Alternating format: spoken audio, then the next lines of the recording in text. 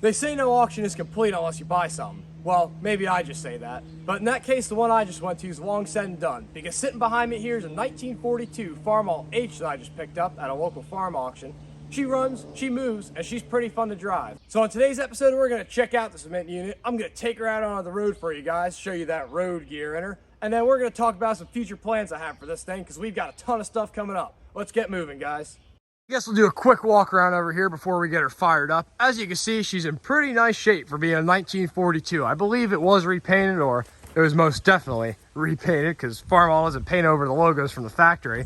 And there's some drips on it and whatnot, but other than that, everything else is pretty nice. She does have some custom weld repair going on here and on the hood over here too, but that's to be expected with these old tractors because, you know, the farmers are out there in the field and they repair them on site most likely. They're not going to take it somewhere if something happens to it.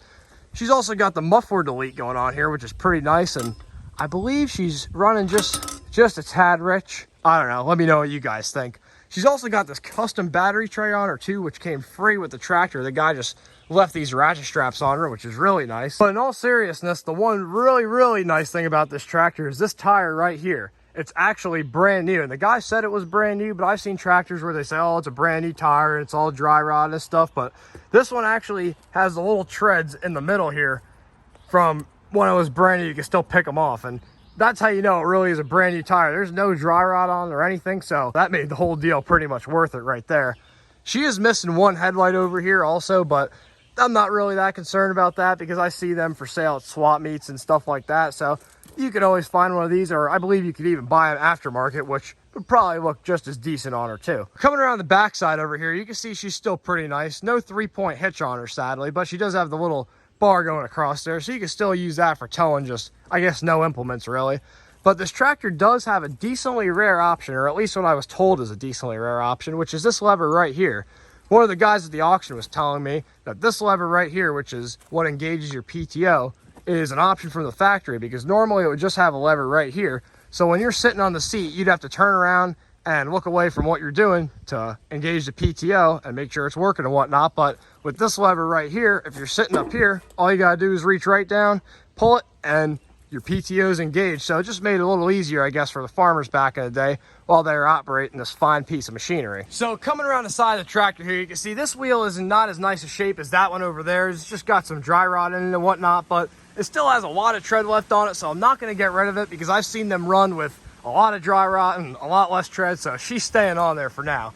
Another cool piece about this tractor is it has this unit right here, which is actually a belt driver, and what that does, that can power belt-driven implements like a corn shucker or something. So you just hook a belt from here to the implement, and then this spins when the tractor's running, and you can power your implement, which is pretty neat. And hopefully one day I'll get to try that out in some belt-powered implement, but for now I don't have any, and it's just a cool piece to have on the tractor though, either way. Another thing I didn't notice when I bought this tractor is that it actually has this right here, which is a crack in the frame. Well, it was a crack and they welded it up. I'm guessing they had a loader on here or something, because there's some motor mount bolts broken and a few other bolts that go through the frame are also broken. But even if this weld does break, again, it's not that big of a deal because you can get these frame rails off a parts tractor or something like that, and they never really rust like cars do because they don't see salt. So the most you'll get on them is this surface rust, and the whole piece just on bolts, and you can slap a new frame right on into this old girl, because she is in nice shape, but I would like to keep the tractor as long as I can in decent condition. Anyway, let's hop on this thing and I'll show you guys how she fires up over here. Climbing up the old girl right here, you can see it's a pretty nice view from up here. You can see the tripod, the motor hoist, the Monty, but I'll show you how to start one of these units. We'll put her in wide mode here, and it's a 5-speed manual transmission. You can see you got your gear selector right down there if you want to look at that. So that tells you what gear you're going to be in. This is your clutch. These two are your brakes. The cool thing about these is that it has split brakes, so you could detach that little lever right there and either brake this wheel or that wheel over there. This is your throttle right up here, so when you want to, you know, feed her the goods, that's what you do there. You move that. But to start her up here, there's no key, so we'll pop the clutch in. Oh, we're rolling back. Yeah, be careful with that. Put her in neutral over here, and then you want to reach down here and flip this switch. That gives you power to your ignition, and your starter button someone put up here. So we'll see if she fires up. We'll give her a little more throttle there so she fires up pretty easy. You don't have to push the clutch in on these, but I always do just to be safe. You know, you can let it out slowly, make sure you're really not in gear, but let's see what she does. Oh boy, she's a runner, starts right up. No joke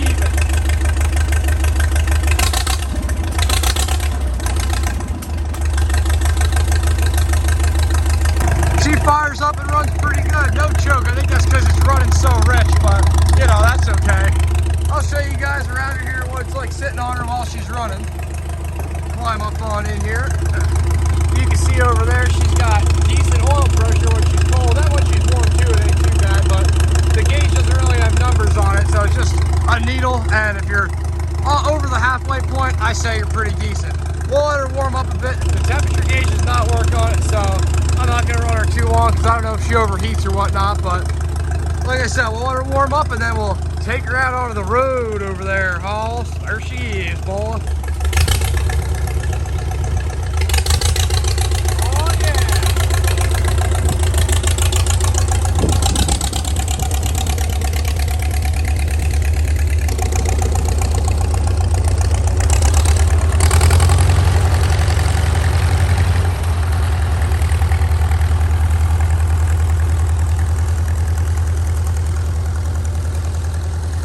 So I think what we'll do is we'll just start out here, we'll go down that way and then take her back up here just so you can see her driving a little bit.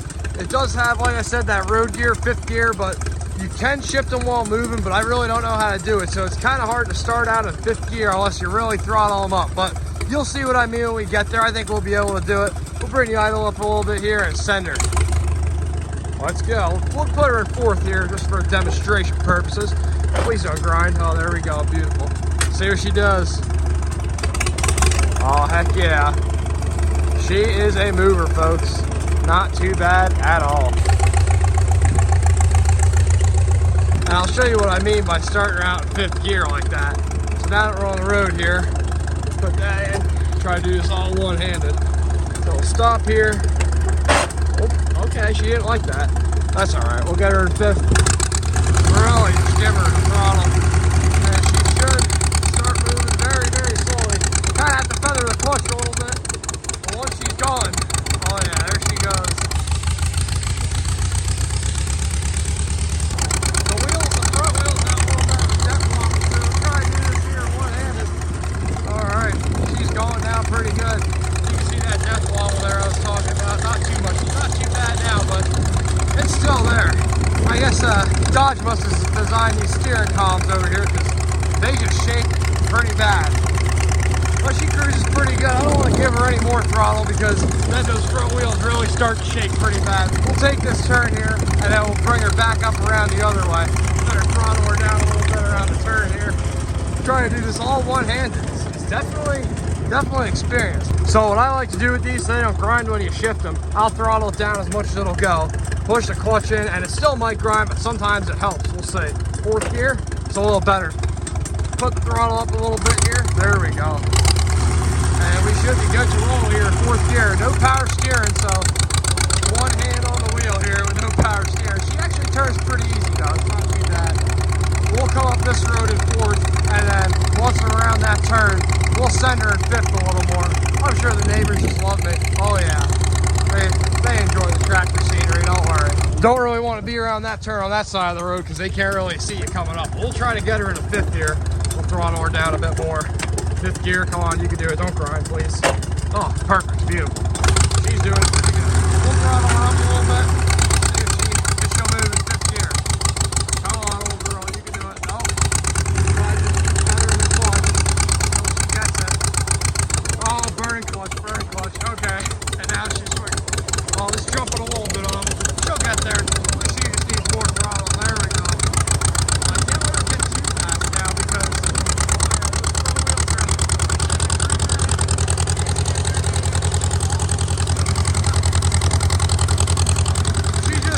a lot of parts designed by Dodge on this thing. It shakes pretty bad. That's okay though.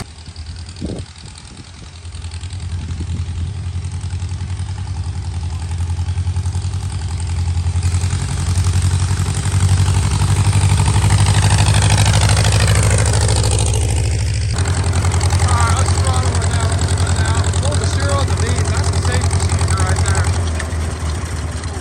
Alright.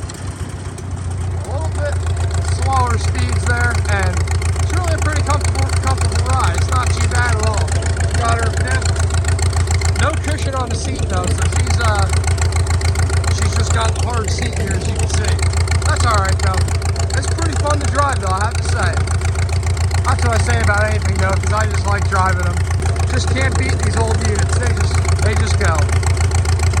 All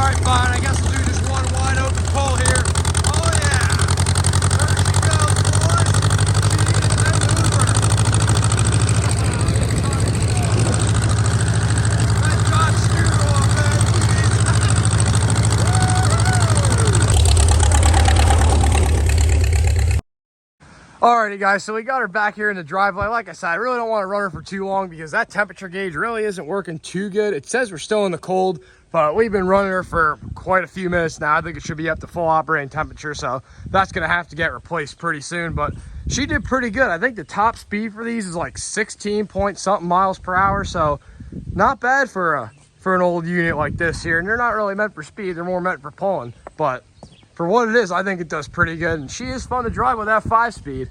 You know, all you kids in your Jettas today and Subarus, you think your 5-speeds are cool. Well, you ain't got a 5-speed like this here, old son. Oh, yeah. Well, there you have it, guys. 1942 Farmall H. I think she runs pretty good for what she is. But I did say I'd talk about the whole reason I got this thing. So let's get into that before it rains, because it is about to downpour out here. So the whole reason I got this unit here is to do tractor pulls. That's right, guys. In less than a week from now, this old girl is going to be pulling a sled down a dirt track. And that's why in the next video, we need to get her ready and make her into the perfect sled pulling machine, if you know what I mean. So we're going to be giving her a complete tune-up, going over the entire tractor and making sure she is ready to pull tens of thousands of pounds down that track. Anyway, guys, I think we'll cut it short here. It's starting to rain pretty good. If you enjoyed this video, remember to leave a like. It helps out a lot. And if you want, also subscribe if you want to see more of this unit here. Let me know what you think of her in the comments, and I'll see you on the next one, guys. Thanks for watching. I just realized there's a storm coming, and this thing's a giant piece of metal. Probably not the safest thing to be carting around in when there's lightning and thunder on the horizon. Let's fire this whole house up and put her back. Oh yeah. Better than fuel injected cars today.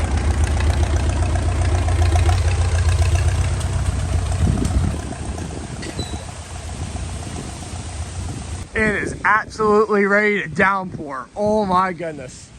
Look at them clouds up there. Hopefully everything's okay out here. You'll be fine, little tractor, and Monty and square body, hopefully. That one's a Ford, so we don't really care too much about that.